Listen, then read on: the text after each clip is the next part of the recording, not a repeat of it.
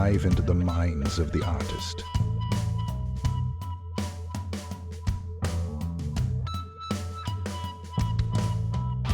Everybody, and welcome to The Green Room, the show that takes a dive into the minds of the artist. Today we have on Ryan from High Desert Queen, the band that is from Austin, Texas. They have been killing it for 5 whole years. Oh yes. What's up, Ryan? How you doing today? Love those big Good. sexy guitars behind you, brother. Oh, thanks, man. They're my children, and so I like to keep them on display. And I'm very happy to be here, Cody. Appreciate you. Oh yeah, man. Great to have you on, man. So, well, I mean, really, I can't stop looking at them guitars. I'm a guitar player. So walk us through those, but and tell us how you been the past couple of weeks. I haven't talked to you in like a week. So how you been and tell us about some guitars. Yeah, man. So what's beautiful about these, and I love, being a singer, talking about guitars because I do play. But ironically, from this way over, I have like my very first guitar that I ever bought. Was a Schecter that I bought like for $200 on eBay back in the day, right? That's what I learned on. And then I kind of graduated to Fender, and then I bought this other Schecter that I was intending to like gut out and put different pickups because I thought it was really pretty.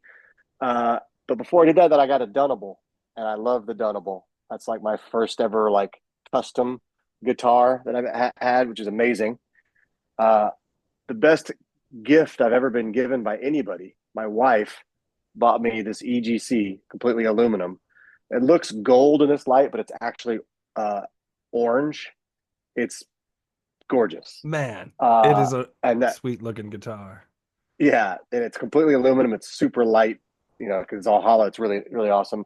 I have an old school PV T60 that's probably my second favorite guitar with an EGC neck that I love very much. I have I think that was another my Sheck. favorite. Like when I first looked and seen, I was like, look at that one. It's it's also the way it plays. It's got the you can tap the pickups, to make it single coil or humbucker. I love it.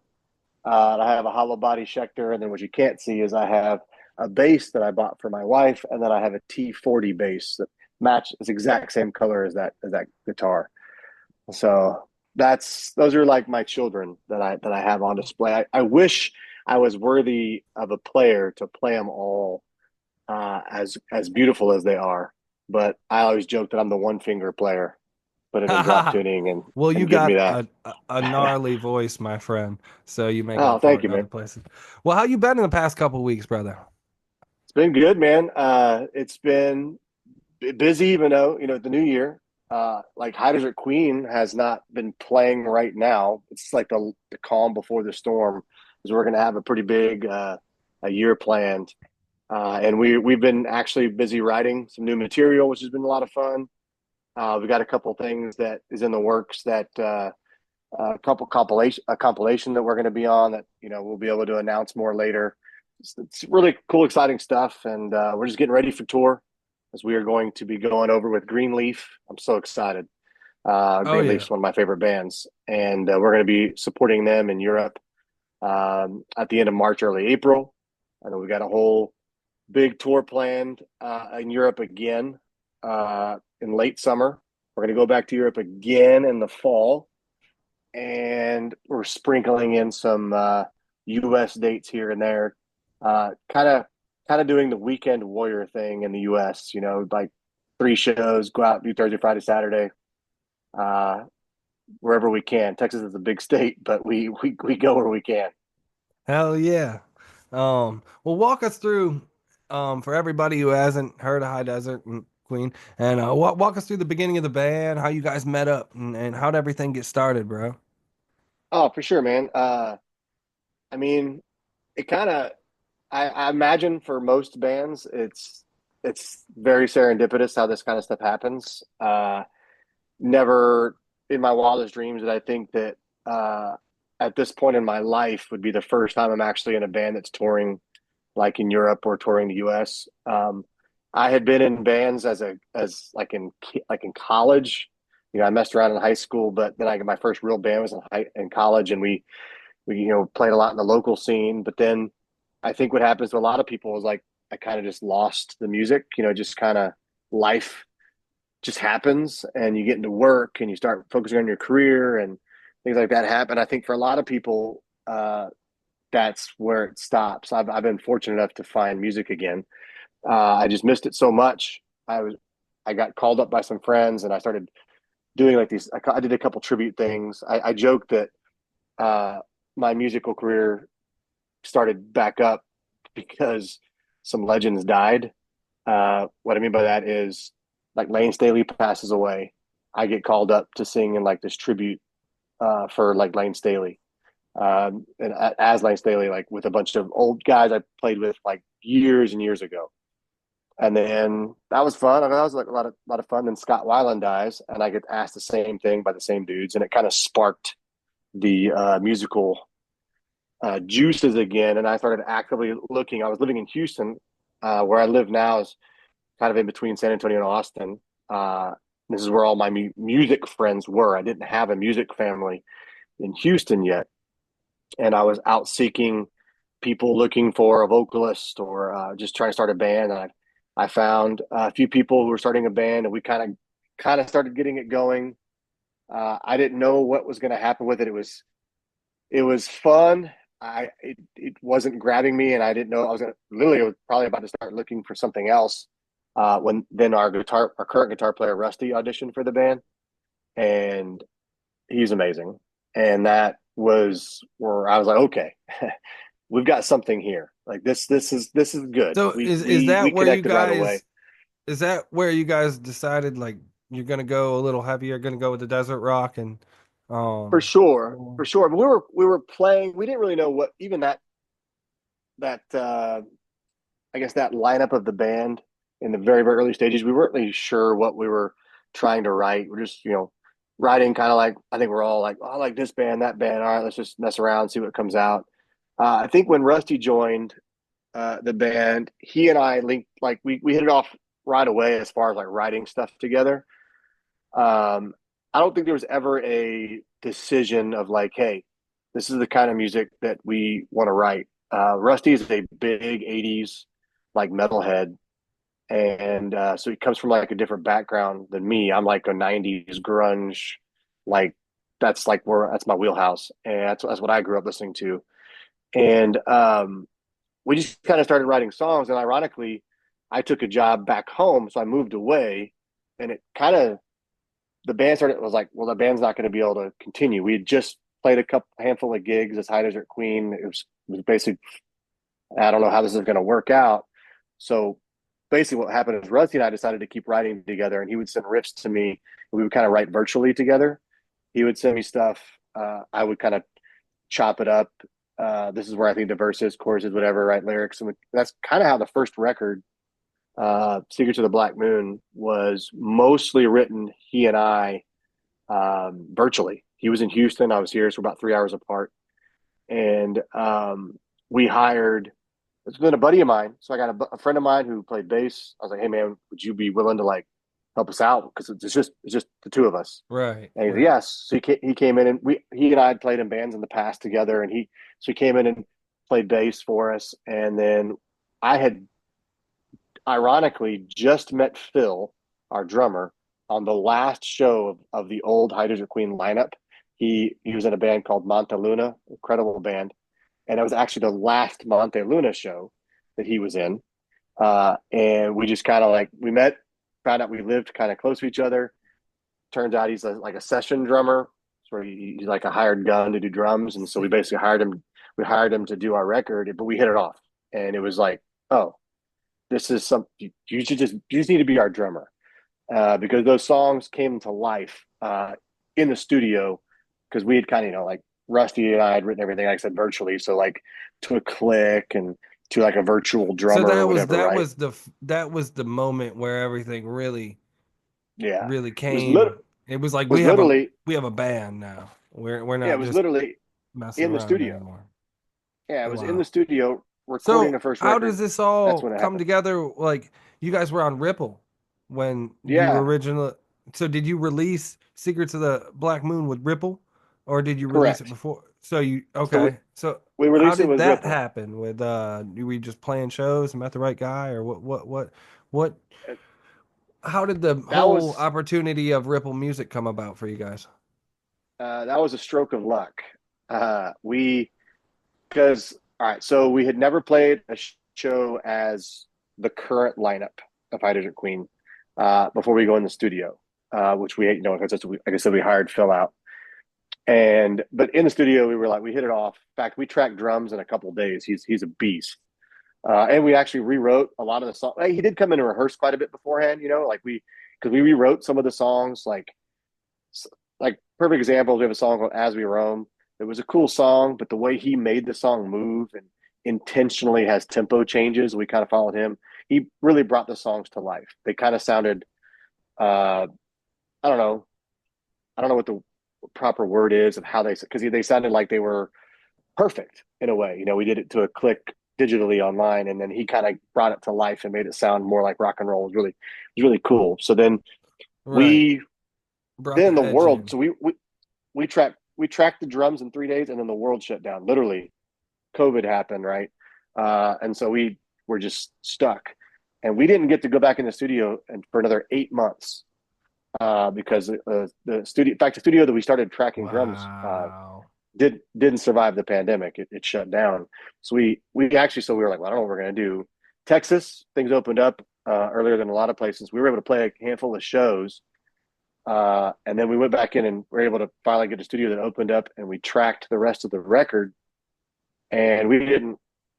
I hadn't shopped it yet. We hadn't. I haven't put it to any labels at all.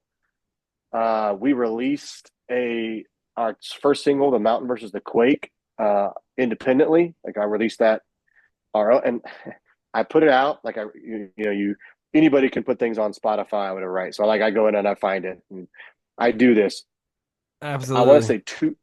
I want to say Not two trying to days plug, later. but if you're a musician and you're trying to get your stuff out there, we actually have DistroKid sponsors Soundwave, and you And can get your that's stuff out there and exactly 20% off and all that stuff. That's what you used?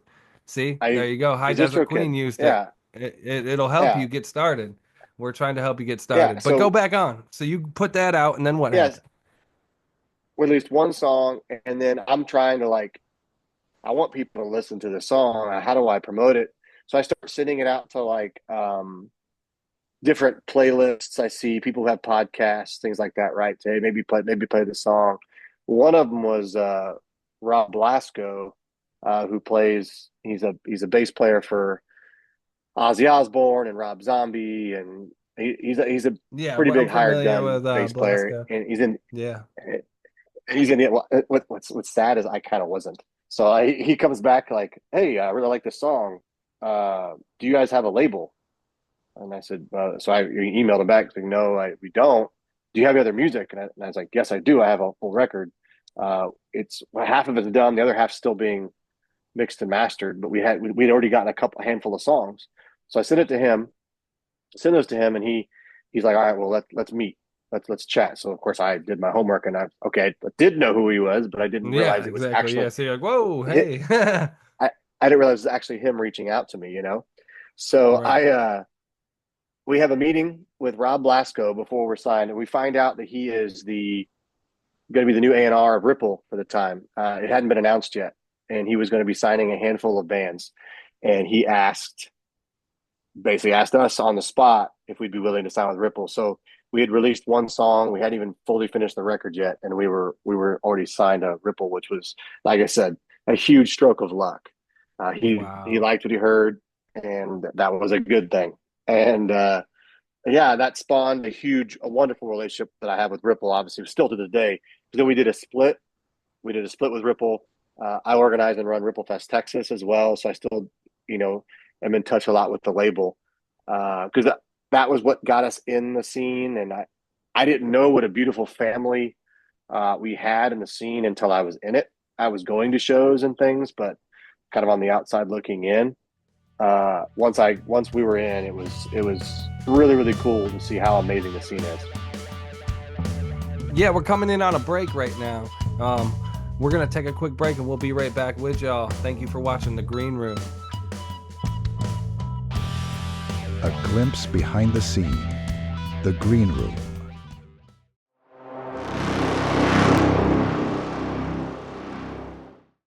tamarack and burdock root.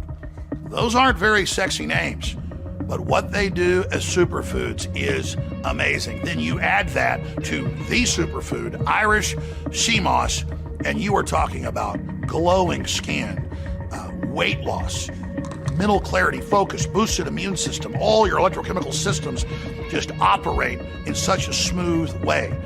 Go to the alexjonesstore.com/soundwave and find the best products on the market today. We're talking turmeric, we're talking sea moss gummies, sea moss capsules, everything you need to stay healthy. That again is the alexjonesstore.com/soundwave. Thank you.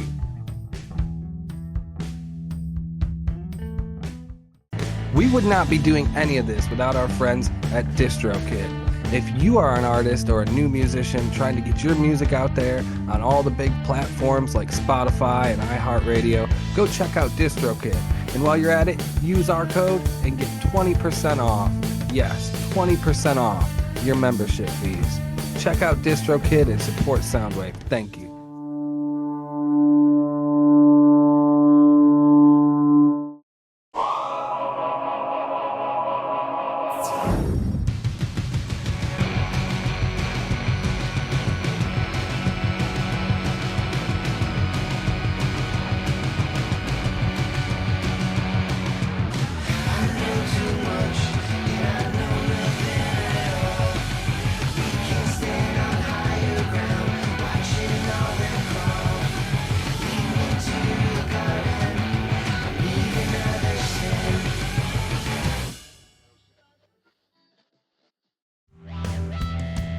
The Green Room, a dive into the minds of the artist.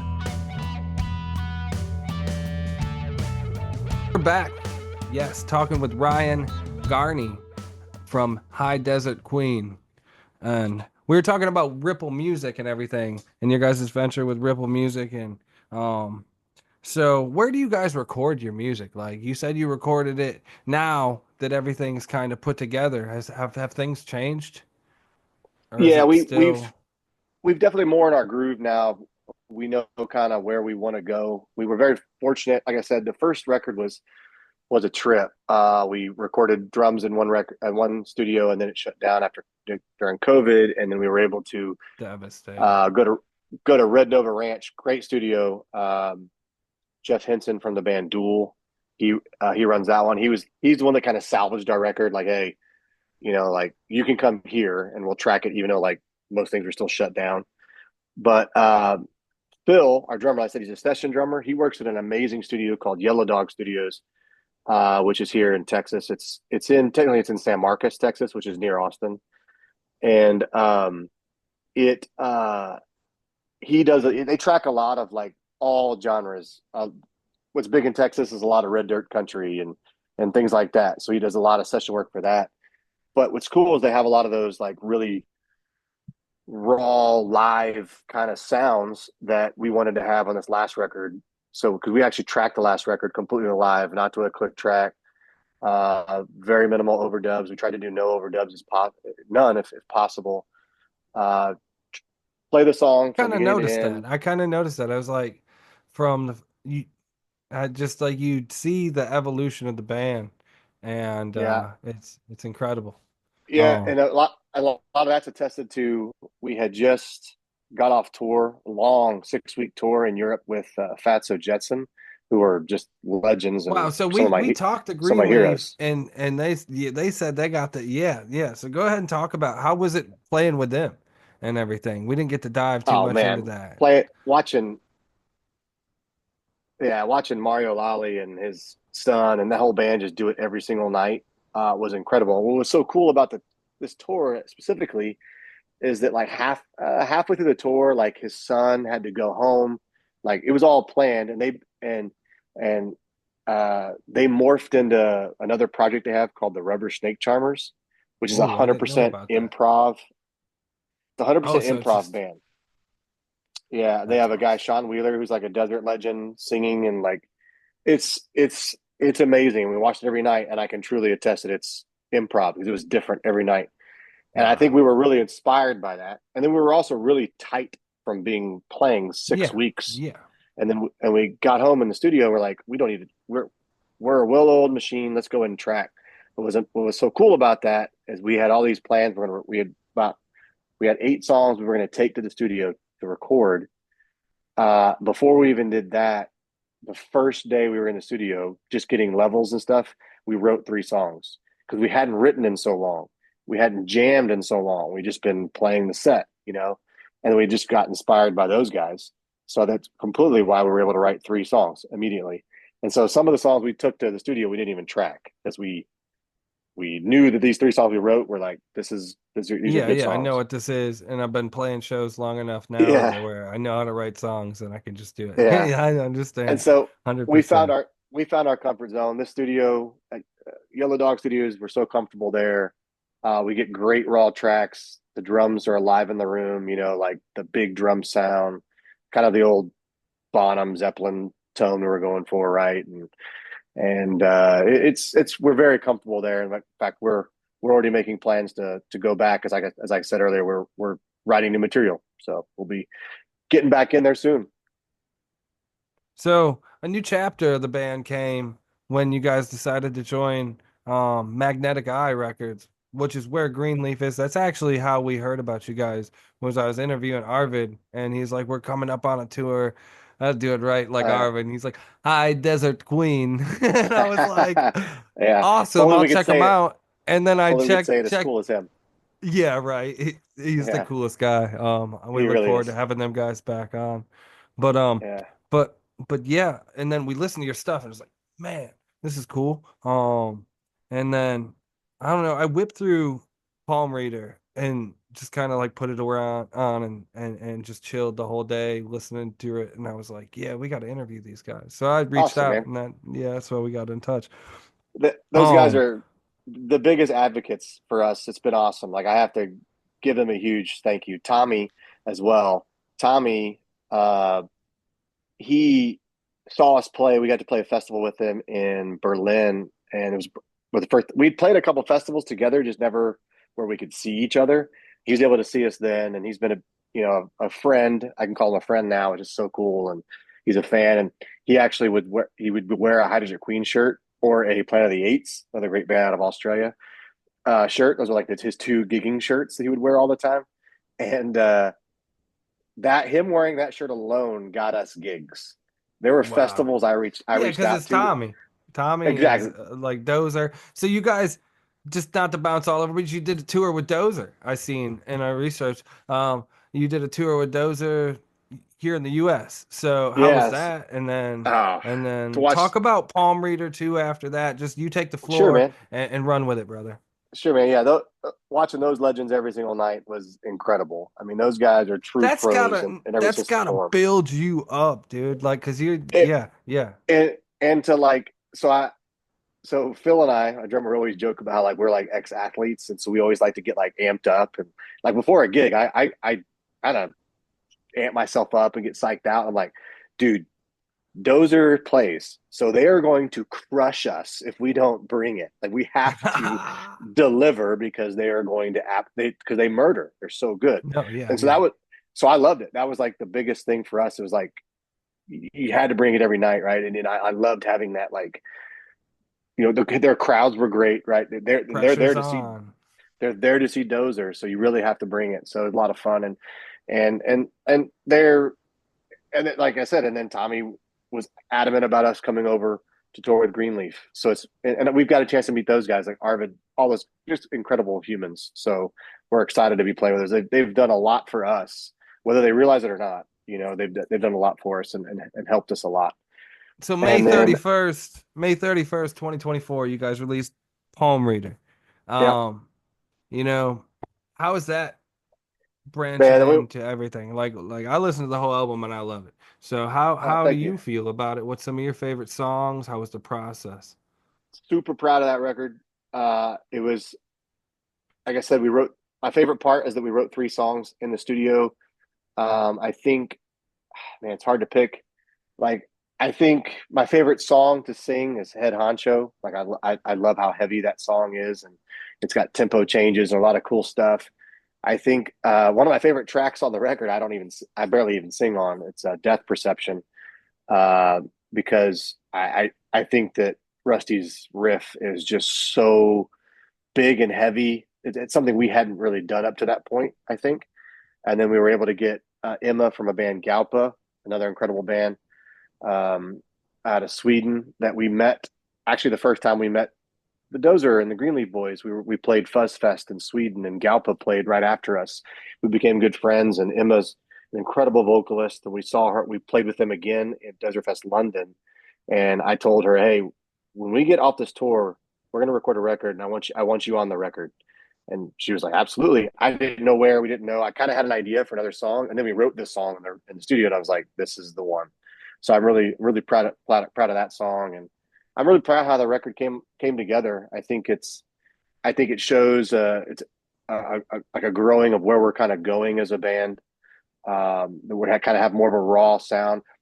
People always say like desert stoner, whatever. I mean, we're a heavy rock and roll band. I think it's a huge Yeah, umbrella of it's just a of family, genres. but not only is it a family, it brands, but you can sound the way you want to sound. Rock and roll, that's Correct. what we're trying to do here with Soundwave, and I find myself saying it every time we do one of these interviews. Is what we're trying to do is create the big time. And Hmm. and you got reggae rock, and you got High Desert Queen, and you got everybody on, but we all rock and roll. So like Exactly. no divide and conquer here. Let's come together Right. because there's Right. some ass to be kicked. And I Absolutely. And mean, there's a we, lot of good music out there that people don't know about. There's a lot. I mean, I see it too all the much, time. too much. I see bands all the time, and I'm like, oh my God, why don't people know who you are? You're Right. incredible. So it happens all the time.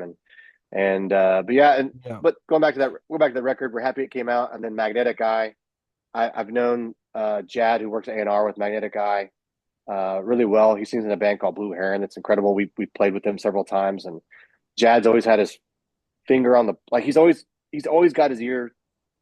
He's got a good ear for what he signs. I like how Magnetic Eye has bands from all across what we just talked about. They're not just stoner or not just metal. He's got bands from all over. And so it was just we felt as that we felt that record was a step up. We just kind of felt like it was just another step. Like we just to obviously we're still in the Ripple family. I work with Ripple, and I love that label. But it was something to kind of like, hey, try to put us on our own. Like, hey, we're we're going a different direction in a way, I guess. And, Right. Right. and Right. it just feels like growing up, I guess. I don't know how to describe it. Oh yeah. So I mean, what are some of the favorite memories that you have with the band so far over everything? And my favorite thing, well, hands down, the best thing about being in a band, or at least it should be, is creating in the room with people that you care about. And I've been very lucky to have a band where I I love all these people, and we have a great time in the room, and we're able to create something that's unique because we all have different musical backgrounds. From Morgan, who's Rusty's daughter, she's the one who showed him stoner rock, or doom rock or whatever, right? And so she's the music encyclopedia. Rusty comes from the '80s, shredding and all that. Phil's played industrial metal, everything from that to funk to country to everything, right? And then like I said, I grew up listening to James Brown, and then went to listen to a bunch of grunge. So it's fun the writing in the room is the most fun part. And then I think the second most fun would be, of course, touring. I love touring. I love the grind of touring. It's not easy, but I take pride in that. That it's getting up, getting 3 hours of sleep, getting up, driving, several hours to do a sound check, to wait around for several hours, and then get to play, and then get to hang It's out all work. night. Yeah. It's work, but I love it. Like Yeah. I tell if people that like it's it like a battleship, baby. We're out there at yeah, war working. it's the most fun things. I love. I'm addicted to travel. I love seeing different places, and I know what's the only disadvantage of tour is that, like, when you're on tour, you don't really get to see a lot of the places you go. You get to see it from the van and from whatever's in like a hour walking radius of the venue you play. That's kind of what you see, but I love traveling and getting out there, and I love meeting people. And I've always been the person who's like, I always go to live shows, and always like to talk to the band and tell them how much I appreciate, what they do. And to be on the other side of that, the receiving end of that is a trip. I still can't grasp that people are like, oh, I drove to see you play. I'm like, what? That's what I used to do for bands. Like, why are you doing that for my band? It's still Right, mind right. blowing. I It's the learned most too, humbling man, thing. is like as you get to travel and you get to go all around, that you learn something from every person that you meet. And You can never take it for granted. Like it could be gone. Like I always say, like I always have friends going, man, you still playing that band? These are buddies who would never listen or you like really they like have people saying that about High you Desert still Queen. That'd well be you still crazy. you still playing that band. Well, like they'd never listen. They're like just Yeah, yeah. maybe people I know at work or And casual that's friends, and they're like, you still doing that? I'm like, yeah, and I'm gonna do it until anyone. I'm gonna do it until either I can't or people are just like so sick of hearing me. That's kick you into a that's what hole like 300. No, yeah, I know, man. exactly. It's not gonna see that's yeah. And the thing is, it's crazy. You got bands, we see bands over there in the UK topping charts that are rock and roll bands, beating out Taylor Swift and all that crap and Yeah, yeah, everything. And not to sound like some kind of hack or something, but there's a there's a weight on the scales, and it's about time we take the weight off. And I feel like let's stop trying to play their game, and that's why we're yeah, trying to build something here with Soundwave. We don't even need your and, charts, bro. We will yeah, build our exactly. own empire of rock and roll, and it's over with. It's over with, Well, I and truly that's what believe in we're. that because there was a formula once upon a time, right? Yeah, And that formula does not exist anymore. Like the bro. We old, just like, got all the yeah, if you're FOIA signed, you made it. It doesn't work that way documents anymore. from John Lennon and a couple others, but I don't know. We'll dive. We're gonna you expect reports coming out of Soundwave about a bunch of stuff, and we're That's not. We're awesome. just gonna report on what we know to be true and everything. But I think we all kind of know what the hell happened. Yeah, But we're gonna get to the bottom of it, and like not saying that that's we won't exciting. eventually cover other genres of music, but you got to understand that rock and roll is this massive thing. It is blues, it is punk, it is metal, it Correct. is all this stuff. So it's time to come home, everybody, and the warship's here. And I yeah, agree. but And rock and but roll is alive and well. Even absolutely. whether it's not what you see mainstream, whatever, all the time. It's all that pop crap. Like rock and roll is alive and When I well. watch you guys' show footage, or well, I watch Greenleaf show footage, and then I see that you're playing some of the same tours and stuff. And that's what we want to do is get out there and shoot some of that because people got to understand like these people are ready to rip the barricade down and come up on stage. I mean, they're Oh not yeah, going to. Everybody's level headed and yeah. having a good time too at that. Yep. So, talk about some of the live shows and everything. What's your some of your favorite places you've ever visited? Man, we played some. We've been very lucky to play some very cool places. There's one hidden gem that I'll talk about briefly. It's called Asendorf, Germany. I don't even know if there's a population of 300 people there, but somehow or another, 200 people show up at the show every time we play there, and it's a farm town in the middle of nowhere. Even when I'm driving there, I'm like, I'm sorry guys, I don't know where we're going. I apologize. The opening band lives 2 hours away from this town, and they've never even heard of it. And we get there, no one's there, right? We're doing sound check. I'm like, well, guys, looks like it's a Sunday night. Looks like we're playing for you and you're playing for us. Yeah, That's all it's going to be here. that We happens walk, sometimes, man. but But we walk around, and then we come back in, and the place is packed. And I was like, what's going on? Like, who are you guys here to see? Some band from Texas. They're like, oh, they respected that we All were right, so there. give me It was 30 cool. seconds on you're from Austin, Texas, and you guys have grown. How is it to grow up in or grow as a band in Austin, Texas? It's awesome. It's awesome because there's so much good music here. In order to stand out, you have to be doing something well. The scene here is huge family. It's really, really good. I love saying that ironically, none of us actually live in Austin, Texas, but we claim it because it is the hub, and it's got the incredible music scene for especially in the heavy rock and roll genre. There's so much talent here that it's super cool to be a part of, and there's a wave of bands I feel like coming out of Texas that are doing a lot of good things right now. Heck yeah. Well, all right, man. This is the Green Room. and we'll be right back. Thank you for watching. A glimpse behind the scene. The Green Room.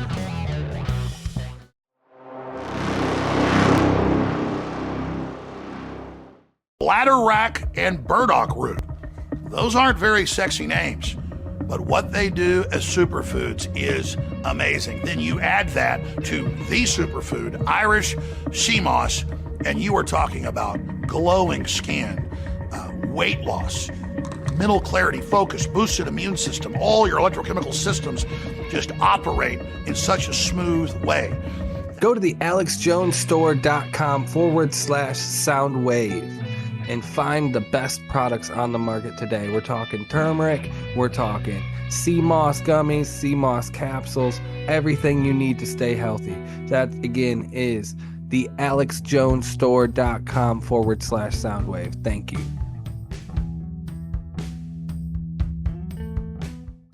We would not be doing any of this without our friends at DistroKid.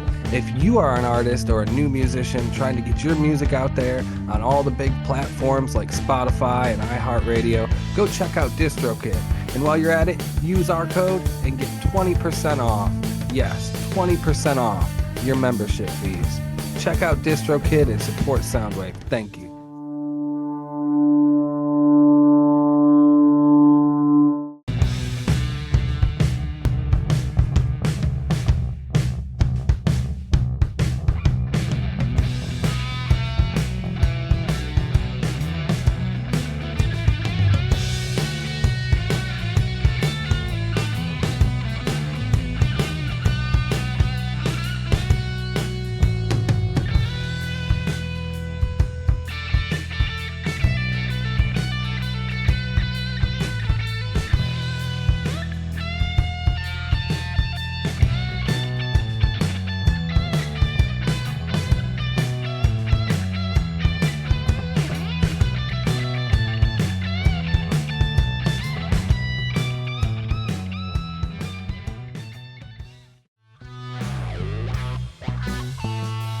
A glimpse behind the scene.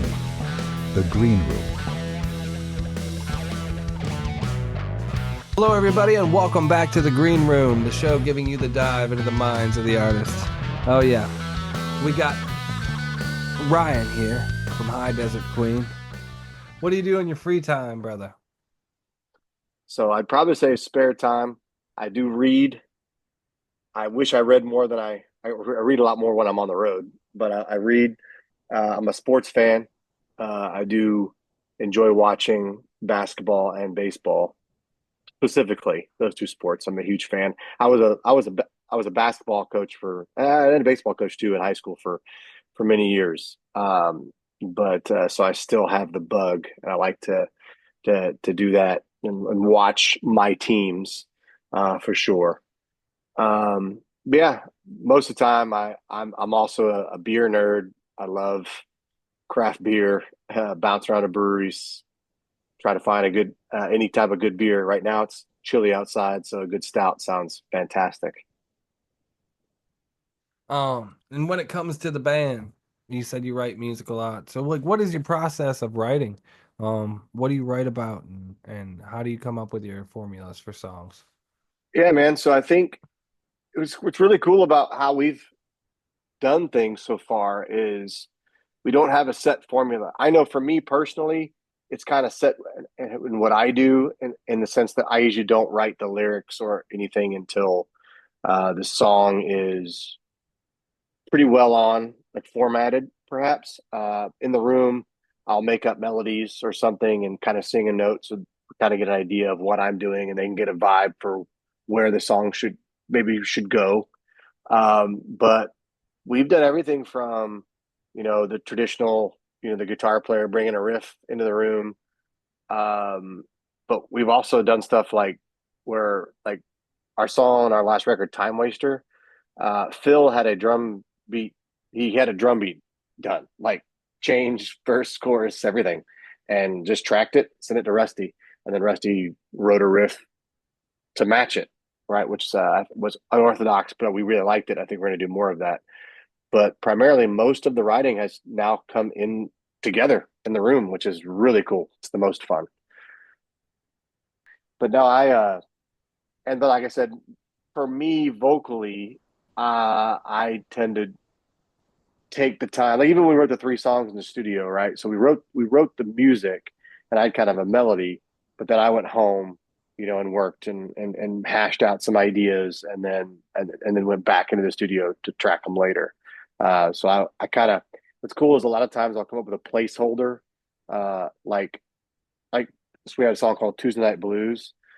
We had just called it Tuesday Night Jams because it was Tuesday night. We were in the studio and we wrote that song on the fly, and we didn't have a placeholder, so we put that in there. And so then a lot of times the placeholder of a name will become something to do with the song, right? It's a something. Sometimes a placeholder is because it's a word or a phrase that just popped in my head while we were doing it, and then I'll write lyrics based around that concept or theme. I try not to write too many lyrics that are like, I don't know, just out there and mean nothing. I don't like. Not that I don't like Yeah. that, because there's artists and musicians that I respect, that I know that that's what they're doing, and I'm like sometimes amazed, like, man, that's such a cool line. Even though the song's not about anything, like that's a cool line. I just don't have it in me. I have tried to write lyrics that aren't cohesive with each other, or like don't paint a picture or tell a story. I can't. I'm unable to do it. So maybe That's one a day I'll be good able talent to. to have right there. I can't not tell a story. Well, I Uh, agree. I agree. Like I'm I not mean, mad about that at sometimes all. I'm telling a story. Sometimes I'm sending a message. I don't know really, Well, but that's a good way of putting you it. know what I A mean. message. It's always got to have a meaning. Yeah, yeah. But Yeah, no, that's a good I way of saying that. understand how Has to have a people message. can write songs that are just all over the place or whatever. Because it's, you go if you just start jamming on something, and I see my little 4-year-old do it sometimes, she'd be like blah blah blah blah, and I'm like, all right. So I get how you're just like throwing together some melodies and stuff, but when you take your time to craft something, I like how, like you're saying, there's a process. That's part of the process. Now I Yeah. got some melodies. Now what does the melodies mean to me? That's beautiful, man. Right. I really like your process. If you had one High Desert Queen song that you were gonna, tell a fan, hey, check this one out. It really means something to me, or help me get through something, or whatever, man. But what song means something, or what would you introduce somebody to the band with? That's a good question. I may go back to, man, that'd be a top. It's funny because they're probably both Give me off our first three if record. you got to, if you Oh, have so to. I'll go two. They're both off the Okay, first record, two. which would be As We Roam or Mountain versus the Quake. And I think because As We Roam was a song that I had some of those lyrics written many years ago before I didn't have a band. I was just writing, and just writing lyrics, not the whole song, but like certain lines that I liked. Because that song is it's kind of about my wanderlust of wanting to travel, but it's also has a deeper meaning that's more about like that you need to gain experiences in life in order to grow as a human, as an individual, and better yourself. Right? You have to learn from those experiences, and that's kind of what that song's about. And then Mountain versus the Quake, Beautiful. uh, I was just really happy with how that came out, because that was actually an attempt of me trying to write a song that had these like maybe lyrics that didn't go together right, and I had this concept of. But then I started telling a story, and I wanted to tell a story about what was on my mind. I tend to do a lot of my writing traveling, and I remember I was driving, and I had to like grab my phone immediately and put like lines and record them so I could remember them later because I couldn't write them down. And it was this idea of having two forces that seem indestructible going against each other, because I feel like it's what we do a lot in society. We have it's just The battle beating. versus good and evil. Yes, Yeah, absolutely. yeah, That's what's totally. going on every day. Like you can Every almost single day. feel it around you now. Or I guess you Yeah, can. I mean, it's one depending hundred on percent where you you can, stand in life. It just, and yeah, yeah. and It's like, both whoa, seem whoa. and both seem indestructible. Yeah, yeah, yeah. And so I actually wrote a verse for however crazy or ridiculous it may sound. There's a verse written. The first verse is told from the Mountain's perspective, and the second verse is told from the actual Quake's perspective, as if they were real entities. And Wow. so it was about them Nice. like Beautiful. kind of going at each other and realizing in the end, like destruction does no good, right? Like if the quake really does beat the mountain, right, and it destroys it, there's nothing left for it to do. Like it just destroyed everything, right? You like We're all all dust the in the all end, man. exactly, that's what it's about. And I even have a line that says, "Turn me to dust now. I'd rather that than wait." Like it's like it's just That's it's crazy. the it's We're this on the same wave. I mean, I have a yeah song that's like we're all dust in the end or something like that. There's a line yeah in there that says that. It's pretty cool. That's pretty cool. And yeah. yeah, I wrote it years ago. I don't even think I placed it somewhere. It's just a beautiful. It's still But there. it's still Like there. that's the Yeah, yeah. yeah. And I Believe know me, what. I've got in my spare time I'm writing. I like write music that I know doesn't fit for High Desert Queen, right? But I'm writing it and I'm keeping it, and it's whenever we're like not active or like like right now we're in the writing process, so I'm putting the original, I guess would you call it, stuff on the back burner, right? But whenever I have time to work on I that, feel like that's what it don't is. get stuck in a box either. It might Yeah, be it for should. High Desert Queen. You Yeah, know what I mean? I agreed. Like Like there's some stuff you'll that could. have more, like I said, a big tent. You got so many people who love rock and roll and music, and it's all kind of when you get them Yeah, drums behind it and the bass behind it and everything, it becomes rock and roll. yeah, And I mean, agreed. and you listen to some slow Eagles song or something like Yeah, yeah, why are we just because we play, heavy stuff. We can't play light. No, yeah. So don't. yeah, You're an we artist. don't. I try to We tell definitely people that don't all do the that. time. Nobody's ever gonna be a carbon copy. Every album sound the same. I'm We sorry don't if want that's that. what you No, we don't want want, that. but we're artists. We paint, and then we're Yeah, gonna paint another painting and another painting, and they might look different, right. but you can look at them and tell they're from the same person, and don't fall in love with artists. Fall in love with outcomes. Fall in love with them albums, and then go Exactly. find another one. And Well, some and respect everybody. the art for what it is, right? Like Yeah, yeah. we even have like a concept in mind. We've been talking about a lot for this next record, and so it's allowing us to kind of write conceptually, which we've never done. So it's something we're always like, hey, we did this. We're very happy with how the record came out, but we don't want to do the exact same thing. So what's something new we can do? And so that's kind of what we're toying with right now. And so far, so good. So what's over all the years and stuff? I mean, what is some of the music history or rock history or anything that has kind of inspired you to like really take a stab at even playing and doing and creating? Well, I think that anybody who is a musician or would like to call themselves one has to have some kind of appreciation for whatever moves you, right? Like there's certain genres I can't. Well, I used to when I was younger, I would like, oh, I don't want to listen to that crap. Like for me, it was country. Like, oh, I can't listen to that crap. It's terrible. But I've learned to like grow and respect I so look much of. back at myself when I used to do the same thing, and I'm like, man, you were so young then, and just shut down. I was super close minded that aspect, which is weird because I came from a background of listening to like nut stuff that none of my classmates were listening to, and I'm Oh listening to yeah, it doesn't James feel like Brown. it feels like you're trying to inspire somebody to something new. Like I really love this type of music, please listen to it. Is really what you're saying when you're saying that. Exactly. And then you realize, not everybody wants to listen to yeah, Yeah. or whatever. You realize, hey, there's everything's pretty awesome. Like Yeah, it really is. If you respect it for the art, that's what I was getting at. Is that like I've started to realize that uh, there everything has its place, and that like I'm like there's even songs like country songs I'm like well, I don't like that, but damn, that's a chorus. Like that guy wrote a killer chorus, that did really really well. Just not my jam. But I with but me, I it's like, wow, this is produced like it happened in a Disney studio. yeah, that's the part I But don't like. I It's don't got to really have go for that. I love the no. kind of almost like grungy. You said you grew up with the grungy, and yeah, absolutely. So moving into like we got to close it up, man. We got a little bit. So talk about like merchandise.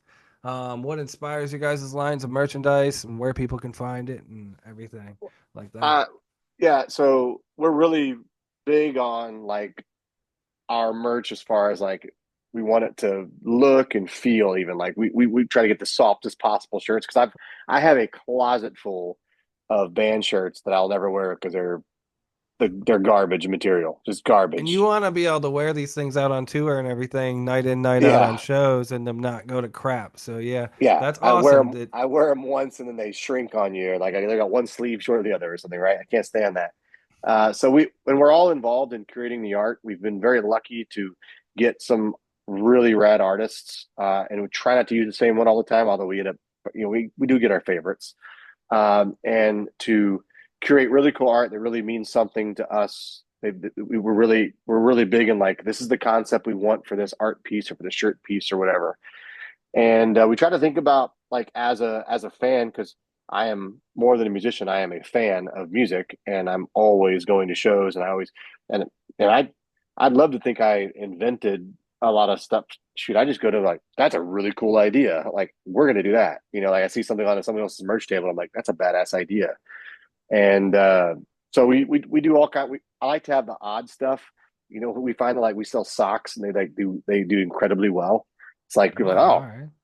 I came to get a shirt, but I want those socks or something like that. We So sell just like they're called daily wear, and it's just a yeah, really decent Soundwave shirt with the embroidered, just the Soundwave logo embroidered. yeah, We have a bunch of shirts, and also I was just gonna say, if you come up with something cool and you want to throw it the graphic our way, we'll come up with some sort of right deal, on. and we can work Yeah, together on something. We like we've to come got up. some We got ideas. one that says "Not dead, still rocking," not dead yet, still rocking. I think, and it's I got like these it. skeletons dancing. We come up with some rad stuff, man. I like But it. And yeah, and all our stuff, we try to keep it new and fresh. Like every time we go on a new tour, we're gonna have a new man, shirt. yeah. Where So can people that's a find all big. your merch? So all of our stuff's on our website, just highdesertqueen.com. I know a lot of people want to go to Bandcamp. I honestly, I have a hard time keeping up with Bandcamp. I really do. Right. It's nothing to do with the I like for platform. my It's money just, to go straight to the band. yeah, yeah. And it doesn't even bother me that I mean, it's not cool that they get their cut, whatever, but they're providing a service, so they're getting their cut, right? But I don't find it for me user friendly. When I built a website, the way the shop is set up, it's so much easier. So we do everything online. I have a hard time getting off tour and then like finding what we have left in stock to put on, like getting the sizes. I can't tell you how many times I've sold a shirt that I'm like, oh wait, I don't have that size. And I've had to be like, sorry, but we always take care of someone, or like we always make sure they get their money back or something. But yeah, all our stuff there, our vinyls are sold out almost everywhere, which is awesome. But we have some left because we stored some that we were taking on tour. So I have some, but online is where So call him. highdesertqueen.com. Yeah. High Desert No, Queen is about the only place you can get a lot of that stuff. So yeah. do it. Do it. Buy it for real. Cause like the support is what helps these guys Well, keep making more great music. And that's what it we need is more support. it And is where what can it is. people follow you and support and everything and find you guys maybe and say thank you for making some great music? Yeah, right on, man. We're Instagram, Facebook. Those are still our like main avenues. I think Instagram. I tend to, I run our socials. I tend to be on that a lot more than Facebook. I had gotten to a point where like I don't even get on my like individual Yeah. Facebook or anything Do anymore. you I don't. guys have X at So all? uh, yes. So we have a Twitter handle which is at HDQ underscore band. Uh, Put that. and so that's where so we have X. Getting better at getting more active on that because that was one of those things that like I'm. It's so funny. Like I'm not We very just active started over there individually. not long ago and it's fun. Yeah, It's like fun I'm not poking very around over active there. individually on my personal Instagram or Facebook, but I'm actually very active on my personal X. So I'm like, wait, why am I not doing that for the band? So now we're getting it going. Awesome, man. Well, hey, it's been really cool having you on the show, man. I want to have you back on, and Yeah, maybe man, we I've can enjoyed it. have talk with all y'all one day. Yeah, I would And love that. Would be cool. That would be cool. we're headquarters in Mississippi. We have some people in England. We have a Right reporter in on. England, Jake Beach, and then we got a Jenny and Tampa. So like wherever you're at, if Spread you, out. yep. And we're not trying to be every single part. This has been the Green Room, everybody. We're talking to High Desert Queen. We got Ryan here, Ryan Garney. Thank you so much for coming on, brother, and we'll see you next time. I really appreciate you having me, man. Thanks for all you do for the scene. Much love to you, and I hope you all get success. Rock on, brother. We'll do it together. The Green Room, a dive into the minds of the artist.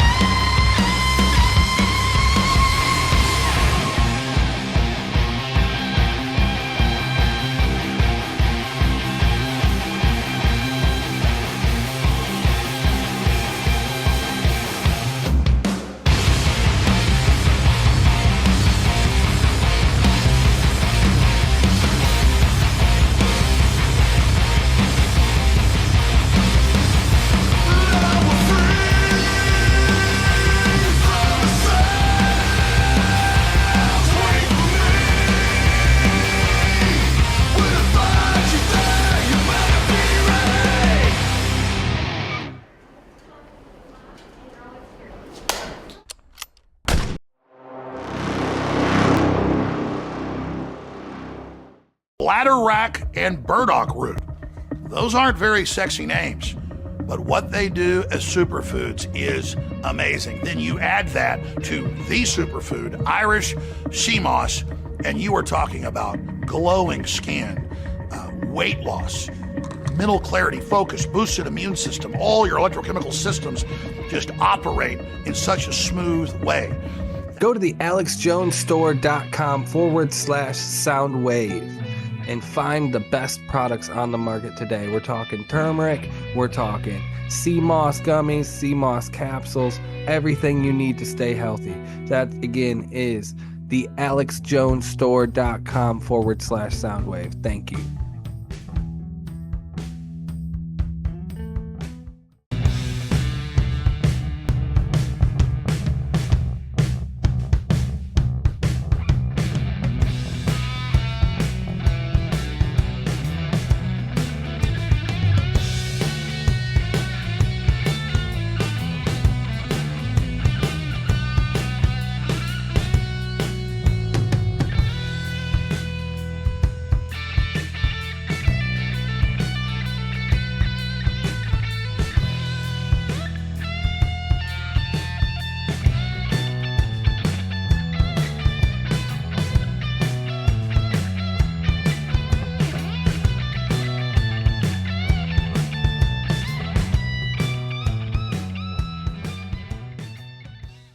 We would not be doing any of this without our friends at DistroKid. If you are an artist or a new musician trying to get your music out there on all the big platforms like Spotify and iHeartRadio, go check out DistroKid.